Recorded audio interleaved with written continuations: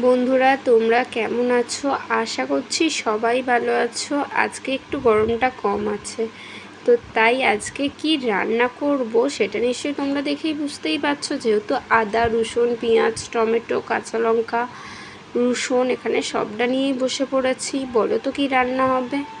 ছাড়ো, আমি বলে দিচ্ছি। আজকে আমাদের মাংস রান্না হবে।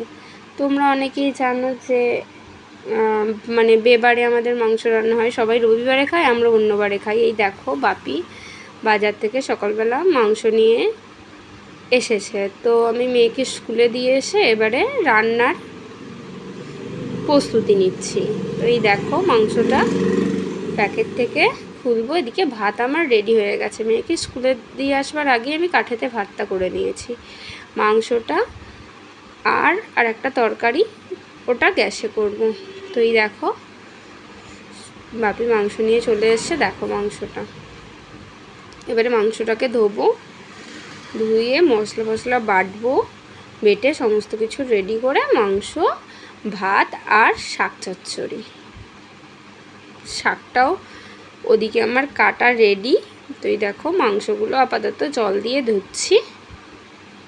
এরপর শাকটা, তো শাকটা তো বাপি সকালবেলায় কুটে রেখেছিল, বাপি কুটেছে। এই দেখো শাক, যেহেতু চচ্চড়ি হবে, শাক দিয়ে, আলু দিয়ে, করলা দিয়ে, বেগুন দিয়ে, কলা দিয়ে, সমস্তটা কিছু দিয়ে, কাঁচকলা দিয়ে আর কি, সব দিয়ে রান্না হবে।